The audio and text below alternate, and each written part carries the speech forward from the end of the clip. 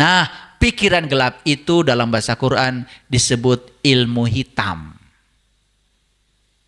Selama ini ilmu hitam apa? Santet. Ya Allah. Santet adalah ilmu yang bisa menghancurkan.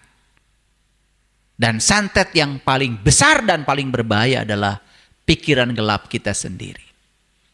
Karena santet yang ini tanpa dupa, tanpa mantra,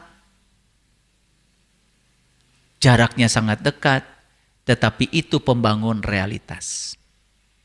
Nih, saya kasih tahu, persepsi dibangun oleh pikiran. Bayangkan, ketika persepsi yang dibangun adalah persepsi yang buruk, imajinasi yang buruk, dan diciptakan oleh pikiran gelap. Kita sudah menyantet diri kita sendiri. Dan itu santet yang paling berbahaya. Bapak Ibu, sekali lagi, tidak ada yang bisa menghancurkan kita kecuali diri kita sendiri. Sesungguhnya awal agama itu adalah makrifatullah, mengenal Allah. Orang yang sadar gitu, bukan bangga. Betul nggak? Iya. Ada juga yang bilang sama saya, ayah guru ini sudah saatnya pakai tim pengaman. Maksudnya? Apa maksudnya? Hamur ongkos. Betul nggak? Iya. Saya bilang, saya kemana-mana sama istri saya nyetir sendiri. Kenapa? Kalau ada orang lain kan saya tidak bisa mesra-mesraan sama istri saya. Betul nggak? Kan asik kalau berdua. Betul nggak? Capek tinggal eureun. Ada pikiran teuing. Wah, harus bodyguard. Ya Allah. Kalau masih yang kayak gitu-gitu, terus di mana kesadaran saya? Saya orang biasa seperti kalian. Kalau saya duduk di sini bukan karena saya lebih tinggi. Mereka tingali. Kalau saya duduk di bawah kan yang kasihan yang belakang legegan nyeri beheng balik ti dia. Betul nggak? Sesederhana itu sebenarnya Bapak Ibu hidup itu ya. Sederhana. Apa kunci yang pertama? Lepaskan kebiasaan mengendalikan sesuatu yang tidak bisa dikendalikan. Fokus pada yang bisa dikendalikan. Apa? Pikiran, perasaan, dan sikap. Yes? Siap praktek? Karena pulang dari sini langsung nanti. Langsung nanti. Boh di jalan, boh di rumah. Pasti. Kalau udah ngaji dengan saya, biasanya suka langsung. Awas, ingat itu. Ketika orang ya bicara macam-macam, ingat. Saya tidak bisa mengendalikan mulut kamu. Saya tidak bisa mengendalikan pikiran kamu. Saya tidak bisa mengendalikan sikap kamu. Makanya saya kendalikan pikiran saya terhadap kamu. Gitu. Hancur enggak? Ya, kuat enggak di dalam? Nah, ini badai mulai melempem nih. Ya. Makanya sehebat apapun badai di luar, udah enggak ngaruh.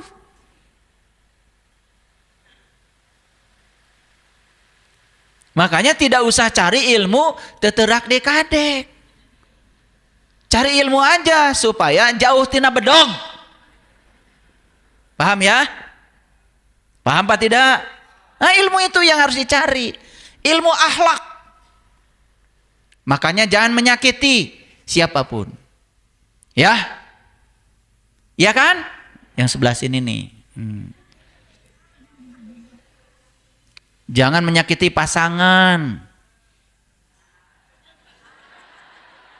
Saya pengen ngomong gini ke sebelah sini nih. Gak tahu, pokoknya saya pengen ngomong begitu. Ada energi yang masuk ke sini nih. Beda sedikit dengan pasangan, beda pikir, beda pikiran, beda. Udah, memang kamu berbeda.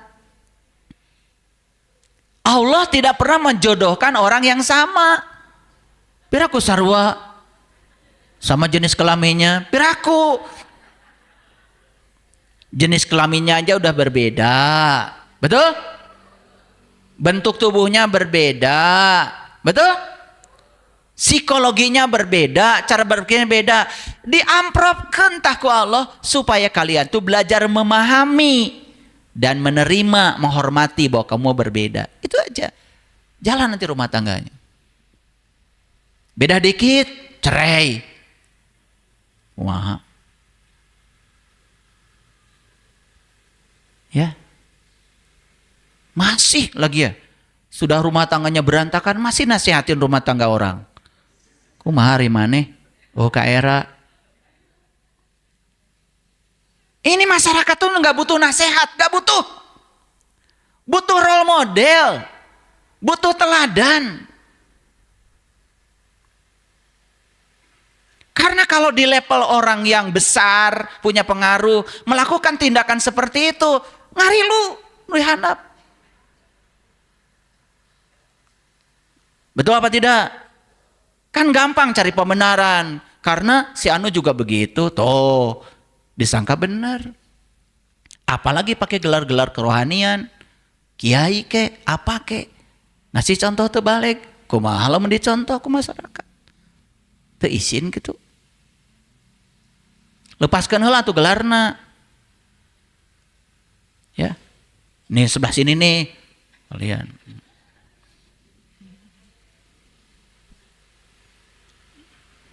Barang siapa yang mengizinkan suaminya berpoligami masuk surga tanpa syarat. Eta mah hadis riwayat hidung belang.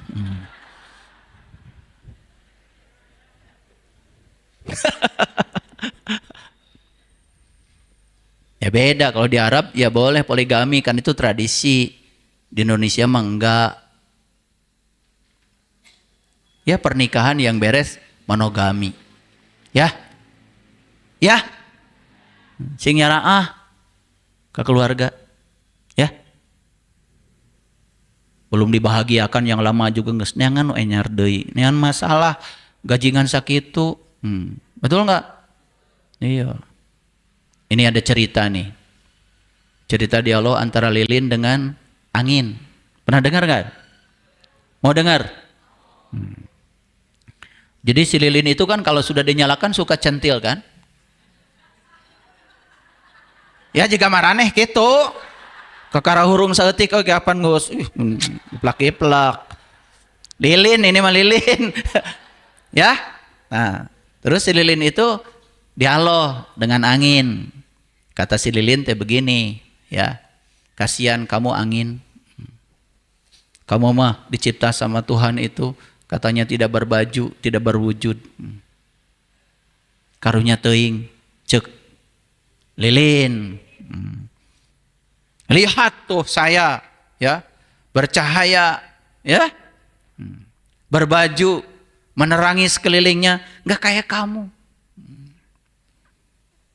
Terus kata si angin, boleh nggak saya mencium pipimu? Rada mesra saeutik. Supaya kelihatan ini ceritanya bagus. Lalu si angin itu mendekati lilin. Diciumlah pipi lilin yang centil itu.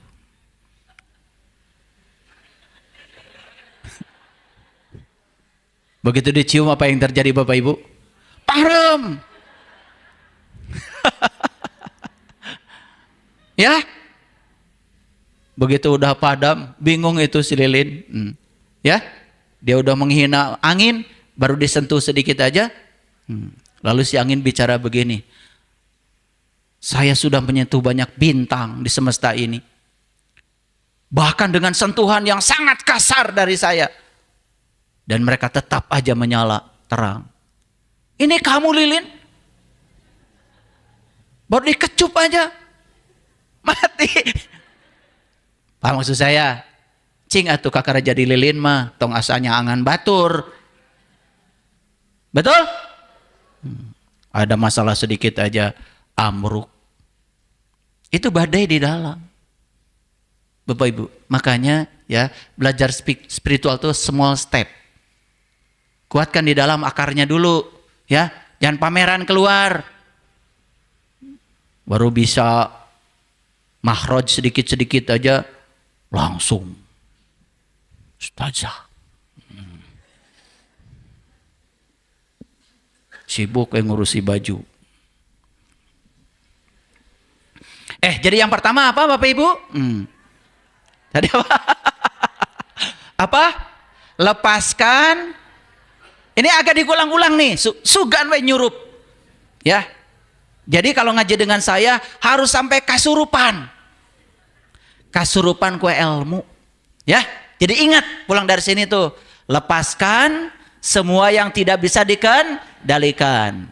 Fokus pada apa yang bisa dikendalikan. Itu. Ini udah ilmu luar biasa nih. Ya. Terapkan nanti pulang ke rumah. Ya. Orang lain ngomong. Kan we antep. Dah capean kayak gara diantepkan. Nah tapi kalau dilayani itu seperti menyiram api dengan bensin. Ya, kalau diantepkan capean. Beak tangke baterai nanti. Betul nggak? Nah, apalagi bapak-bapak ya saya kasih tahu. Kalau ibu-ibu sedang antep.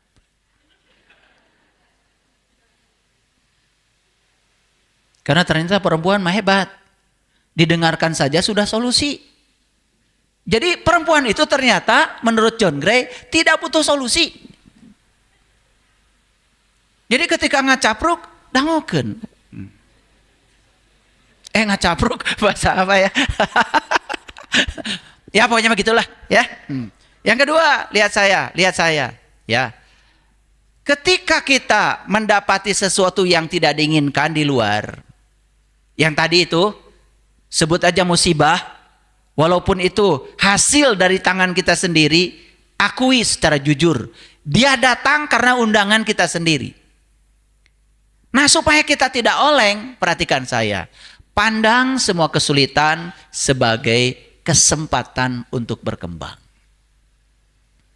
Saya yakin Bapak Ibu ya, yang ngaji dengan saya ini rata-rata sih, bukan menuduh. Biasanya udah oleng. Biasanya ya. Udah pensiun baru ngaji, nggak ada yang lagi dinas, nggak ada. Geus teu boga nanaon kakara darah ratang. Biasa itu mah ya, kelas spiritual mah begitu ya. Kalau kelas kesadaran begitu. Dan itu tidak salah. Itu adalah episode kehidupan.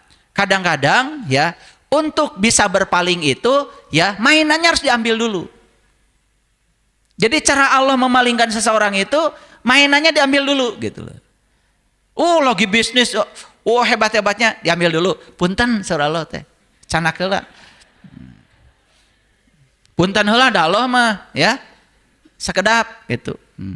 Karena khawatir kamu jadi melekat ke situ. Ketika melekat semakin jauh. Makanya ketika diambil mainannya baru sadar, baru pulang. Itu cara Allah memanggil begitu. Pengalaman ini mah. Pengalaman saya juga begitu, ya. Saya juga pernah begitu, ya. Saya rumah banyak, masih muda, mobil udah banyak. Karir saya sangat bagus, ya. Bisnis apa saya jalan. Alhamdulillah. Sempat di titik 0 sampai mobil saya yang terakhir sugan we hiji deui ya mobil. Dipinjam tetangga sampai sekarang enggak balik. Setelah itu saya koreksi, kenapa nih bisa begini? Ternyata saya menjadikan uang di atas Tuhan. Itu tegurannya luar biasa. Karena semua gerakan hidup saya waktu itu digerakkan oleh uang. Saya ingin kaya, ingin uang, ingin rumah, ingin mobil. Itu gerakan hidup saya. Bukan sebagai kepanjangan tangan Allah menyampaikan cinta kasih Allah di semesta ini. Saya rubah semuanya. Saya tidak mau lagi mengejar uang. Biarkan uang mengejar saya. Saya menjadi kepanjangan tangan Allah saja menyampaikan cinta kasihnya. Saya bekerja mengubah niat. Apa yang terjadi Bapak Ibu? Mohon maaf. Semua balik lagi. Dan di situ saya baru sadar, ternyata tidak ada yang hilang dalam hidup kita. Jadi kalau kita merasa kehilangan itu karena bodoh aja. Gak ada yang hilang. Hanya diganti dengan sesuatu yang lebih baik. Sekarang semuanya kembali. Bahkan pada saat di mana kesadaran saya sudah tidak punya kemelekatan pada yang begitu-begitu. Tidak ada rasa takut, rasa khawatir. Sudah tidak ada lagi rasa-rasa yang seperti itu. Oh dulu mobil baru, kutabrak delman tuh di Cimindi. Berantem saya dengan supir delman. Sampai di rumah saya mikir-mikir, nuntut supir delman ganti rugi. Aduh, saya udah gila, saya bilang. Tidak masuk akal saya ini. Ini ego, saya bilang. Saya cari tuh supir delman, minta maaf saya. Di titik kesadaran, kita menuntut orang coba harus mengganti sesuatu yang orang ini tidak punya kemampuan. Tega banget. Saya pernah mengalami itu. Dan saya ditegur oleh kesadaran saya. Sampai saya menangis. Saya cari itu. Saya minta maaf. Kadang-kadang arogansi seperti itu. Bapak Ibu. Sama ya seperti ibu-ibu. Minta dicintai sama suami. Udah terbuka cinta. Tolong dipaksa. Ya. Jadi yang suka selingkuh macam-macam. Gak punya cinta. Butuh cinta. Ya. Paham ya? Ya. Ini udah gak punya cinta. Tolong dong saya cintai. Tahu gak saya tahu. Dia itu defisit cinta. Makanya tidak bisa mencintai. Dia butuh cinta. Makanya butuh dicintai. Maka ungkapkan aja cinta kita pada dia. Nanti suatu saat dia bisa mulai mencintai. Gitu cara merubahnya. Awas, bukan dirantai di rumah supaya mencintai ya. Awas. Itu tindakan yang tidak tepat. Jahat nggak? Tahu. Memaksa cinta sama orang yang gak punya cinta. Tindakan yang tidak tepat. Namanya apa tadi? Apal ya nama. Ya, itu. Ini udah jelas-jelas orang gak punya uang dituntut harus ngasih uang. Lah gak punya. Betul gak? Iya. Orang tidak punya cinta kasih dituntut untuk mengasihi. Nggak bisa. Makanya kata Deepak Chopra, coba tempuh jalan baru. Daripada kamu memaksakan cinta, lebih bagus kamu mulai sekarang mengungkapkan cinta. Karena hadiah dari mengungkapkan cinta adalah dicintai. Itu keren itu. Makanya disebut the future of God. Masa depan Tuhan. Saya waktu baca buku The Future of God bingung. Ini masa depan Tuhan gimana nih? Emang Tuhan gak, sekarang masalahnya apa? Kok ada masa depan buat beliau? Setelah saya kaji dalam, oh ternyata 7 jalan hidup baru yang ditawarkan di Deepak Chopra. Salah satunya belajar mengungkapkan cinta. Dan selama ini kita memaksa cinta. Betul apa tidak? Maka nyalahkan batur wae. Ya. Dangdan atuh. Pakai daster wae. Ya, suami cari yang nggak pakai daster. Maaf ya ibu ya, maaf. Biar jelas. Ya, jadi nomor kedua apa ya? Nomor 2, melihat kesulitan sebagai kesempatan untuk berkembang. Itu namanya solve problem. Ya, jadi anak saya yang paling besar itu baru buka franchise Kumon. Ya. Yang paling besar. Saya kepada anak-anak, mohon maaf, saya tidak pernah mereka arahkan mau kemana. Apalagi melamar kerja, enggak. Saya cuma ngasih tahu aja. Kalau kamu kerja di orang, 1, waktu kamu pasti diambil orang. 2, kamu juga harus ikut aturan orang. Yang ketiga, ya gajinya diatur orang.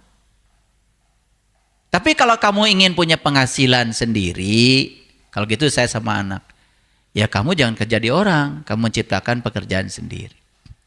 Ya udah, saya cuma gitu aja ngasih. Jadi mereka bikin usaha ini, usaha itu ya itu. Saya kasih patronnya aja. Kalau kerja di orang kan gajinya ditentukan orang.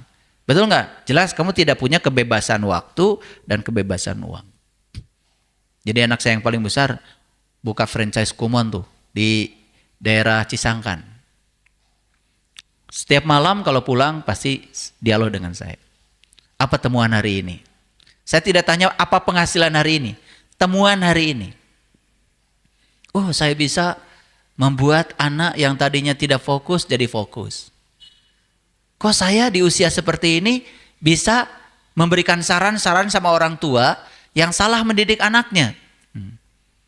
Gimana, kamu senang? Senang. Ada kepuasan katanya teteh di pekerjaan ini. Nanti uang mencari kamu. Jadilah kepanjangan tangan Allah menyampaikan cinta kasih. Jangan berpikir uang. Biarkan saya uang nanti menghampiri. Jadi setiap malam kalau pulang saya ajak dialog, diskusi. Jadi ya seperti itu Bapak Ibu. Ada kepuasan dalam hidup. Ketika kita fokus kepada yang kita senangi, yang kita sukai, pasti akan berkembang. Jadi bekerja tidak merasa sebagai beban, apalagi merasa sebagai pekerjaan, sesuatu yang menyenangkan, menyenangkan. Nah, saya bilang, berarti kan teteh setiap hari berhadapan dengan masalah. Yes. Saya kasih tahu. Teteh dulu sekolah. Waktu sekolah itu ujiannya bohong, teh. Loh, kok bohong? Kan 1 semester diajarin dulu. Betul nggak? Setelah diajarin 1 semester, nanti akhir semester kan diuji. Yang diuji kan yang diajarin. Bohong kan? Dikasih kisi-kisi lagi. Oh iya ya, jadi sekolah yang sebenarnya kehidupan, yes. Teteh bangun pagi, tidak tahu masalah yang dibawa ibu-ibu terhadap anaknya apa. Tapi kita jadi mikir, itu namanya solve problem. Jadi Bapak Ibu sekarang, ketika kita dihadapkan pada masalah, sebetulnya Allah sedang mengembangkan kapasitas kita. Di situ kita akan mengalami yang namanya peningkatan keterampilan hidup, terutama keterampilan kognisi. Keren nggak? Keren. Jadi kalau ada masalah, apa sekarang sudut pandangnya? Kesempatan bagi saya untuk berkembang. Kesempatan bagi saya untuk belajar. Kesempatan bagi saya untuk meningkatkan kapasitas diri. Keren nggak? Kira-kira badai di dalam mulai tenang? Tenang. Nah, saya kasih mantranya. Mantranya, ya, hai masalah, sekarang saya sudah punya Allah yang maha besar. Gitu mantranya. Apa? Dihafalkan. Hai masalah, saya sekarang sudah punya Allah yang maha besar. Selama ini mantranya gimana? Ya Allah, aku punya masalah besar. Nah, salah mantranya. Akibatnya Allah jadi lebih kecil dari masalah. Kan tadi bilang, ya Allah, aku punya masalah yang besar. Jadi kata-katamu yang bilang di sholat Allahu Akbar itu bohong. Sekarang diganti. Hai masalah, aku punya Allah yang maha besar. Allahu Akbar. Yes? Oke. Yang ketiga. Nih yang ketiga. Kalau ada badai yang datang kepada kita dari luar. Lihat saya. Jangan buru-buru menyalahkan siapapun yang di luar. Tarik segera ke dalam. Tarik napas yang dalam. Beri jeda. Karena siapa tahu masalah sebenarnya adalah di dalam diri kita sendiri. Itu yang disebut dengan refleksi diri, bercermin pada diri sendiri. Sederhana Bapak Ibu, ya. Saya sering mengambil contoh yang sederhana. Ya, konflik dalam rumah tangga itu biasa. Karena sedang belajar untuk menerima dan menghargai perbedaan itu. Wajar. Saya anggap wajar. Yang penting sabar, jangan sampai berpisah. Kasihan anak-anak.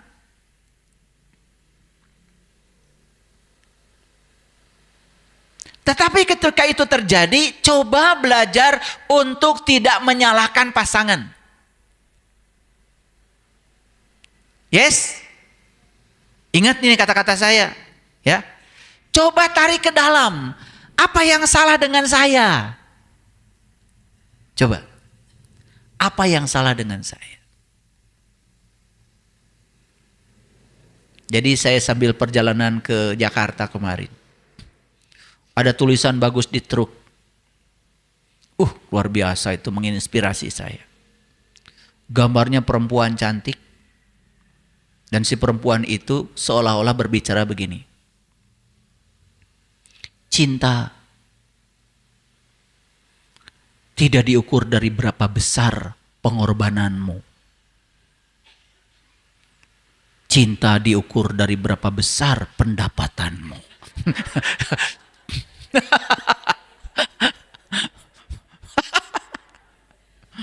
Bagus kan?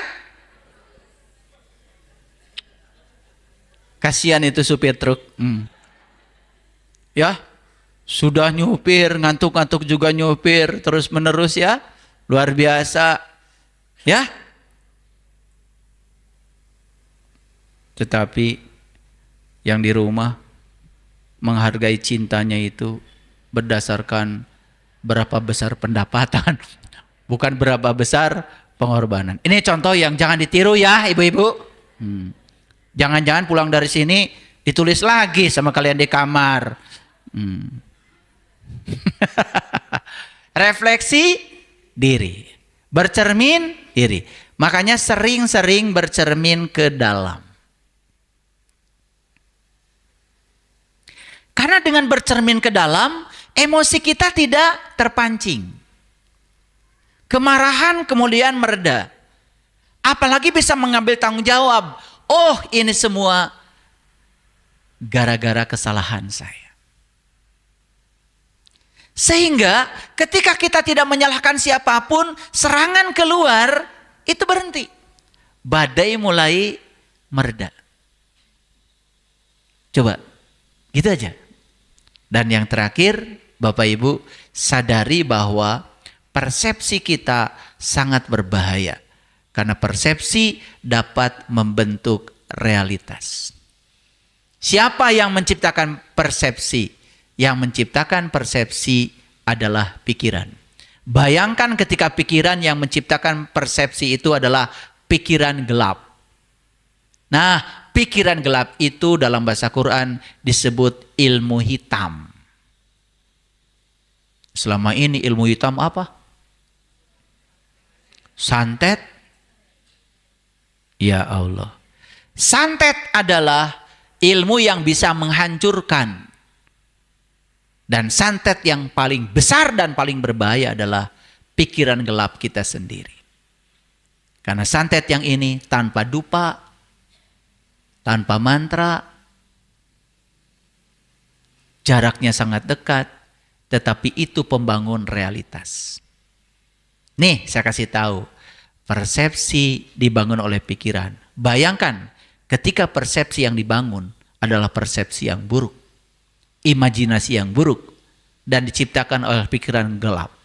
Kita sudah menyantet diri kita sendiri. Dan itu santet yang paling berbahaya. Bapak Ibu, sekali lagi, tidak ada yang bisa menghancurkan kita kecuali diri kita sendiri. Yes, diulang lagi. 1, lepaskan segala sesuatu yang jelas-jelas di luar kendali kita. Fokus pada apa yang bisa dikendalikan. 2, sekarang pandang setiap yang datang pesannya apa. Kesulitan pun membawa pesan. Pesannya adalah ini cara Allah untuk menyadarkan saya, meluaskan kapasitas saya, mengembangkan diri saya. Ini adalah kesempatan bagi saya untuk solve problem, ya, mengembangkan keterampilan hidup. Dan kalau Allah meningkatkan kapasitas, berarti Allah akan ngasih yang lebih besar. Percaya sama saya. Kalau Allah meningkatkan kapasitas, wadah kita ditingkatkan, berarti Allah mau ngasih yang besar. Disiapkan dulu wadahnya sama Allah. Yakin? Dan yang ketiga adalah refleksi diri. Yang keempat, yang keempat adalah memahami bahwa persepsi sangat berbahaya.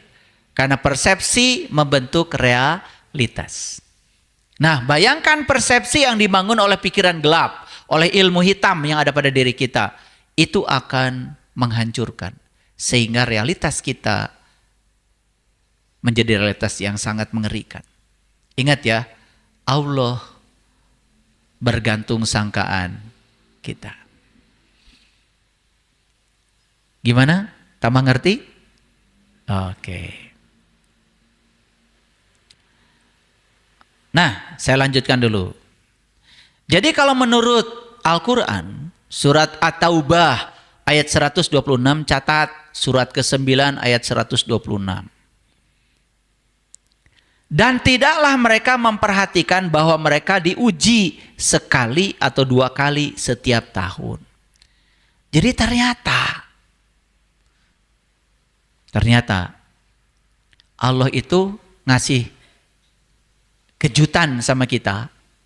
Itu dalam setahun sekali atau 2 kali. Ini kayak semesteran. Dulu saya suka bilang sama mahasiswa ayat ini, ya. Mereka tidak percaya awalnya. Ternyata Allah itu luar biasa ya. Jangan-jangan ya, yang sekarang ujian semesteran itu setahun 2 kali, itu mengacu pada Quran surat At-Taubah. Jangan-jangan cuma pada nggak ngerti aja.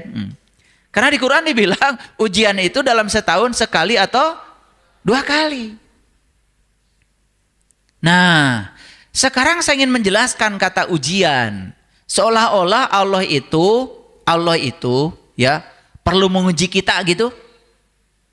Lihat saya semuanya. Orang yang diuji itu berarti orang yang belum diketahui kemampuannya oleh si penguji. Paham? Atau kecepatan saya bicara? Ulangi. Ada orang yang menguji orang lain. Nah, biasanya ya, orang yang mau menguji ini menguji orang lain karena ingin tahu kemampuan orang yang diuji. Paham? Paham apa tidak? Nah, kalau Allah mah tidak begitu. Sudah tahu kamu nggak sabar, nggak perlu diuji lagi. Sudah tahu kamu baperan, nggak perlu diuji lagi. Apa yang mau diuji? Allah udah tahu. Nah, jadi sebetulnya kata ujian di Quran itu jangan dipahami seperti kalian ujian semesteran. Dosen itu menguji kita karena ingin tahu kemampuan kita sampai di mana. Clear? Kalau Allah mah udah tahu, ngapain pakai diuji-uji segala?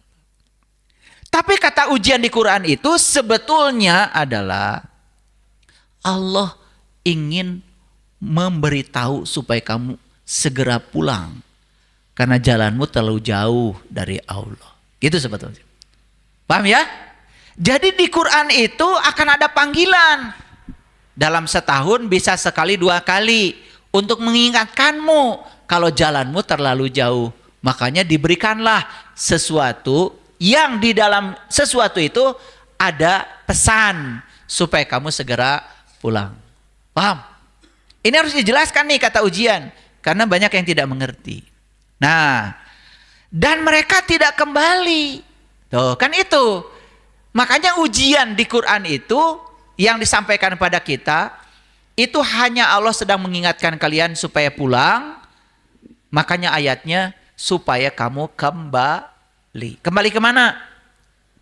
Kembali kepada kesadaranmu yang sebenarnya. Kembali kepada diri sejatimu yang sebenarnya.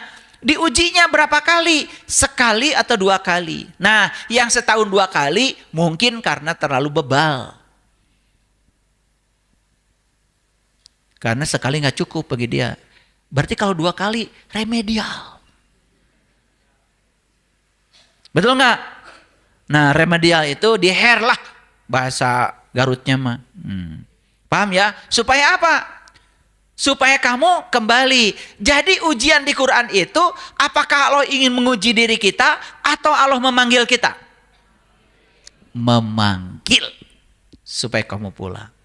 Nah, yang kedua, tujuan ujian itu di Quran dikatakan, ya zakkarun, supaya kamu bisa mengambil pelajaran. Tetapi ayat ini mengatakan mereka sudah diuji sekali, 2 kali dalam setahun, tapi nggak kembali.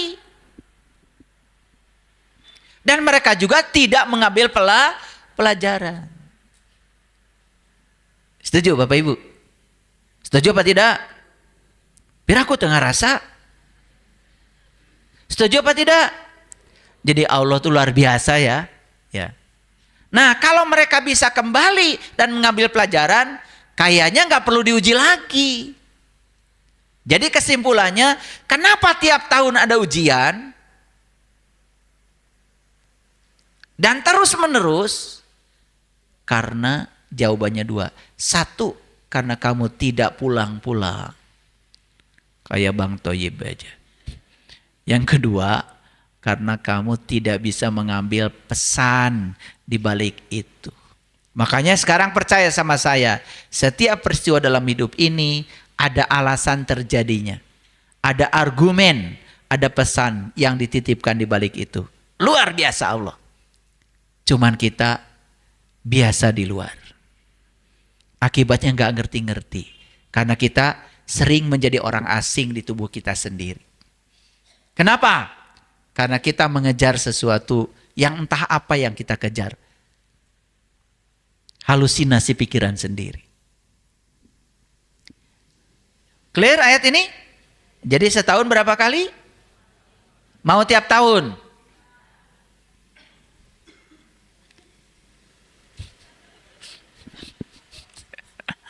Jadi supaya tidak tiap tahun apa pesannya? Buru-buru pulang dan jadi saya nanya sekarang sama Bapak Ibu, pulang itu bahasa Qurannya apa?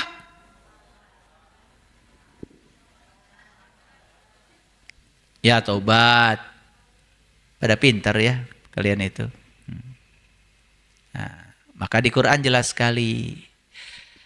Allazina iza asobathum musibah qalu inna lillahi wa inna ilaihi raji'un. Yaitu orang-orang yang apabila ditimpa sesuatu yang tidak disukai, walaupun itu hasil jerih payah tangannya sendiri, mereka mengucapkan inna lillahi wa inna ilaihi raji'un. Cocok dengan ayat tadi? Berarti saya harus pulang. Pulang kemana? Pulang ke jati diri. Pulang kepada kesadaran murni. Pulang ke fitrahnya diri yang asli. Itulah ayat ini. Tapi Bapak Ibu baca ayat ini kapan? Pengen nyubit sama kalian itu. Itu kalau baca grup WA, ada yang meninggal. Kayak yang bener. Semua mulai innalillahi wa inna ilaihi raji'un. Turut berduka cita. Orang berduka cita kamu turut lagi. Gak ada yang kreatif. Begitu saya kreatif bikin tulisan yang berbeda, salah. Kalau orang meninggal begini. Ya. Yakin almarhum almarhumah dapat berpulang sempurna dalam liputan cahaya yang agung. Jiwanya meneruskan perjalanan suci sesuai dengan tahapannya. Al-Fatihah. Gitu kalau saya. Dulu banyak yang menyerang sama saya juga karena baca innalillahi. Nah, pertanyaannya begini, coba baca ayat ini. Ya. Apabila ditimpa musibah, mereka mengucapkan innalillahi wa inna ilaihi raji'un. Saya mau nanya Bapak Ibu, apakah orang meninggal musibah? Jawab atuh. Kenapa bukan? Kan orang meninggal itu pulang. Musibah sebelah mananya? Kan pulang ke tempat asalnya. Dan semua kita juga harus pulang. Nah, kenapa ketika orang pulang kepada Allah, dipanggil oleh Allah, kembali kepada Allah, loh disebut musibah. Makanya pulang dari sini pasti WA-mu berubah. Tapi bingung rubahna kumaha ya. Da eta tuturut muning wae. Rajeng nu diturut muning. Paham maksud saya? Makanya orang Sunda mah hebat. Ulah tuturut muning. Paham? Lain tuturut jelema. Tuturut muning. Paham? Jangan-jangan kalian gak ngerti, perlu saya jelaskan. Tuturut muning berarti tuturut siapa? Muning. Sekarang saya mau nanya, Ari muning teh saha? Sato, Ari sato teh saha? Binatang. Paham? Kan di Quran jelas. Walaqad darokna li jahannam katsiran minal jinni wal ins lahum qulub la yafqahuna biha walahum adzanun la yasmauna biha walahum ayun la yubsiruna biha ulaika kal muning. Ulaika kal anam. Makanya orang yang punya kolbu tetapi tidak bisa memahami dengan kolbunya, tidak bisa mendengar dengan kolbunya, tidak bisa melihat dengan kolbunya, kata Quran, mereka itu laksana muning. Paham? Ulaika kal an'am balhum adol. Muning mah dituntun ke pasar, nurut. Padahal rek dipencit, rek disate. Piraku maraneh rek itu jika muning. Oh, yang disebutkan muning alim. Piraku dah di majalmi cenah. Segitu. Udah lihat saya semuanya. Ngerti sekarang tuturut muning. Jadi nurut ka saha?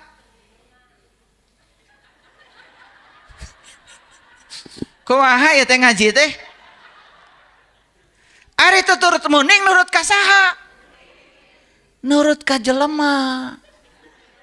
Tapi eta jelema teh gaduh kalbu, tapi can dipake ningali. Gaduh kalbu can dipake ngadangu, gaduh kalbu belum dipake memahami. Cek Quran mah nu kitu teh naon? Bukan kata saya. Sok taragung jawab tadi dinya. Jadi tuturut muning nurut ka saha? Ditanya lagi. Da eueuh nu nuturkeun muning. Betul? Semua kita itu pasti nuturkeun jelema. Enggak ada kalian yang nuturkeun muning. Kabeh ge nuturkeun jelema, tapi nu dituturkeunana boga kolbu tapi belum dipakai memahami, melihat dan mendengar. Tah cek Quran mah naon? Tah eta. Cenah karasaeun tah ku muning. Paham sampai sini? Sekarang saya mau nanya sama kalian. Kalau ada yang meninggal, musibah bukan? Bukan. Meninggal itu cinta kasih Allah. Karunya maneh teh gering wae. Betul? Geus ripuh hirup lobakan nyeri. Can nyeri hate. Betul enggak? Saur Allah teh tos uih we. Uih. Innalillahi wa inna ilaihi rajiun itu artinya kamu asal dari saya, kembali kepada saya. Lain diucapkan ku maneh. Ini ayat ngasih tahu bahwa sebetulnya kalian berasal dari aku dan kembali kepada aku. Terus apa yang salah? Apa yang salah di situ? Jadi innalillahi wa inna ilaihi rajiun itu dipahami atau diucapkan? Kalau kalian paham bahwa suami saya, istri saya yang meninggal itu asal dari Allah dan kembali kepada Allah. Bakal sedih nggak? Enggak. Kan dicanda kuno kagungan anak. Karena paham ayat ini. Nah, bayangkan ayat ini selama ini dipahami, dibaca. Paham? Ente. Betul nggak? Meni asa panggayana. Ngoreksi batur deui. Inna nuna dua. Dara kalau ngomentari nu ewana salah, padahal manehna ge sarua. Muning. Kan turut muning, betul nggak? Jadi karena kita ini sudah terlalu lama ya, mohon maaf. Nggak tega saya. Paham ya? Jadi Allah itu ngasih tahu, pahami supaya kamu tidak sedih. Semua tuh dariku. Sekarang kembali kepadaku. Dan semua milikku. Lah kenapa kamu jadi merasa kehilangan yang bukan milikmu? Coba kalau dipahami kalimat ini, keren gak Bapak Ibu? Keren. Badai di dalam itu mungkin ada gejolak, tapi gak lama karena disadarkan oleh ayat Allah gitu. Nah selama ini makan, pokoknya mah ada orang meninggal langsung aja innalillahi wa inna ilaihi. Nu aya gambar naon. Da template pertama. Menang batur. Betul? Nah, kalau kita ngikuti apa kata orang, itu namanya tuturut muning. Jadi nu diturut saha? Nu nurut.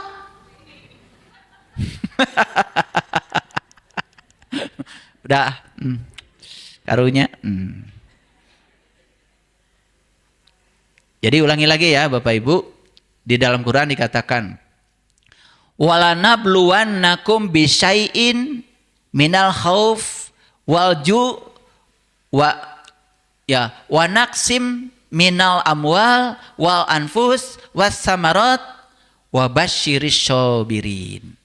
Dan sungguh akan kami berikan cobaan kepadamu dengan sedikit ketakutan, kelaparan, kekurangan, baik itu merasa kekurangan harta maupun merasa kekurangan diri. Nah ini yang berbahaya nih, merasa kosong di dalam. Kenapa? Karena diri sejatinya itu nggak pernah diurus. Maka merasa kekurangan terus karena tidak pernah dipertemukan dengan sumber asalnya. Gak tahu caranya. Tapi kalau sering diri sejati ini dipertemukan, dikonekkan dengan sang diri sejatinya, sumber asalnya, makanya si diri ini tidak pernah merasa sendiri. Selalu merasa bersama dengan dia. Itulah yang disebut dengan bersama dalam kesadaran ilahi. Keren Bapak Ibu. Sok atuh ngaraos sing nepi kadinya. Ya.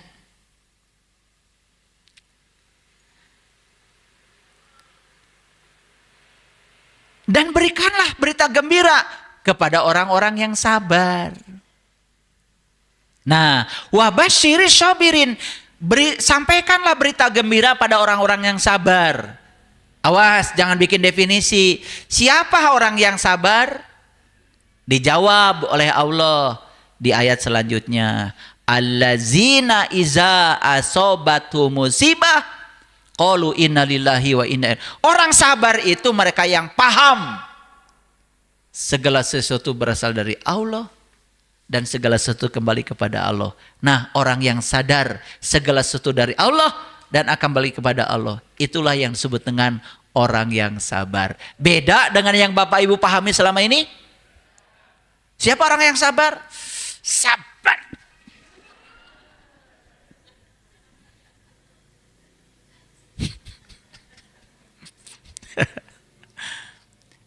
Jadi sekarang Bapak Ibu sudah paham orang sabar. Ulangi, siapa orang yang sabar? Orang yang sadar kalau segala sesuatu berasal dari Allah dan akan kembali kepada Allah. Terus di mana letak kesalahannya? Karena kita paham, muncul yang namanya sabar. Oh, da ieu teh asalna ge ti Allah, abdi mah teu kagaduh. Wios dawuh deui ka Allah. Kapungkur ge abdi teu gaduh, harta teu gaduh ieu teu gaduh ieu. Ayeuna dicanak dipunut kuno kagungan anak mangga teh teuing ya Allah da sadayana ge kagungan Gusti. Sabar itu sikap, bukan sabar.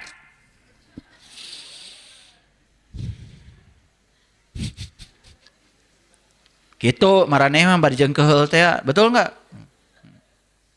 Nyeri hati, tapi dah sabar. Ya, jadi nyeri hati itu lambang tidak sabar. Karena nyeri hati berarti merasa kehilangan. Merasa kehilangan, merasa memiliki. Padahal kata Allah, innalillahi wa inna ilaihi. Sok atuh innalillahi wa inna ilaihi rajiun itu mulai sekarang mah disadari, dipahami, bukan diucapkan. Sekarang ini saya lihat ya di grup WA, innalillahi wa inna ilaihi rajiun itu sudah dianggap doa buat orang mati. Beda bahasa Arab. Betul nggak? Dah lamun teu ngucapkeun eta teh asa doraka. Muning bukan itu. Eta nu bikin peribahasa tuturut muning orang mana etanya? Orang Garut? Oh. Hebat ya orang Garut ya. Terang-terang kolentrang silandok paeh nunutan tiga bruskana durukan mesat gobang kabuyutan tiga rut kene eta oge. Ya. Cing nyaha tuh ka orang Garut teh. Paham ya?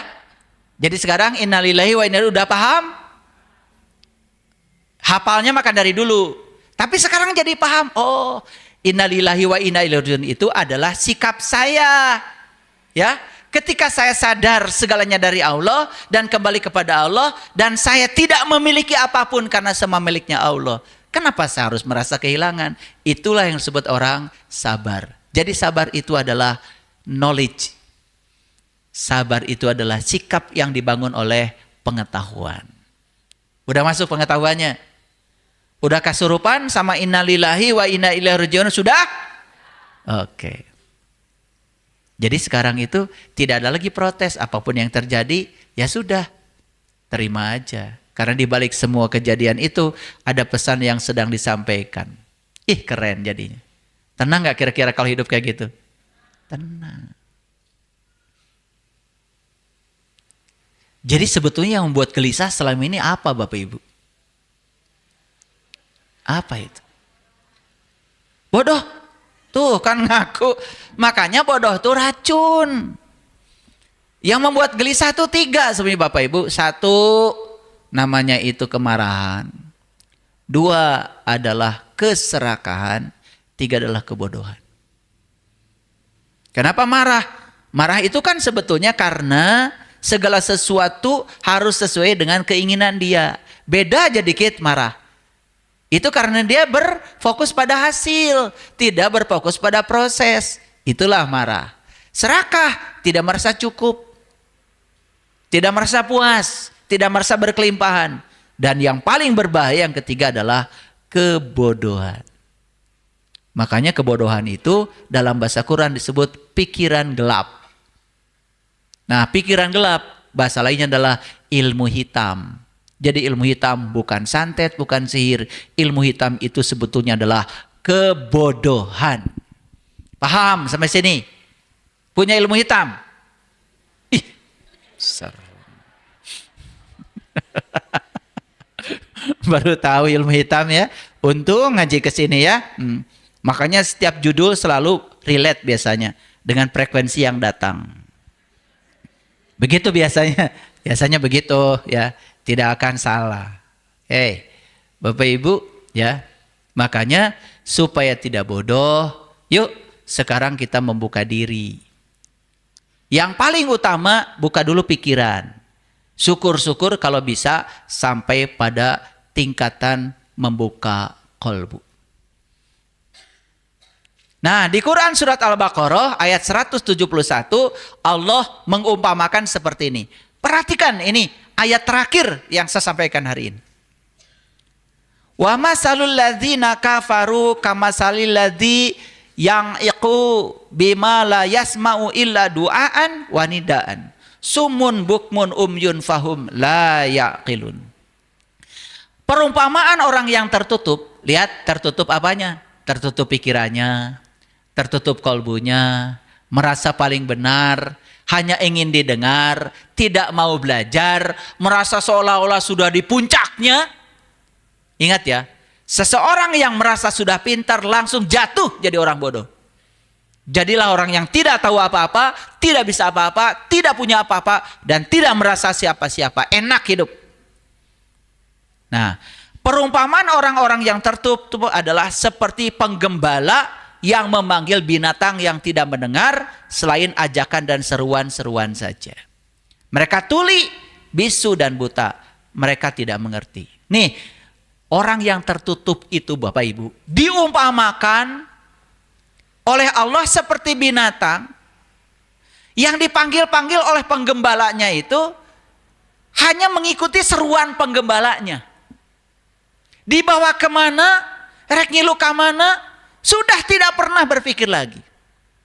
Jadi sebetulnya Bapak Ibu, saya kasih tahu, kata peribahasa tuturut muning itu ternyata ada ayatnya. Jadi tuturut muning teh adanya di Quran surah Al-Baqarah 171, catat.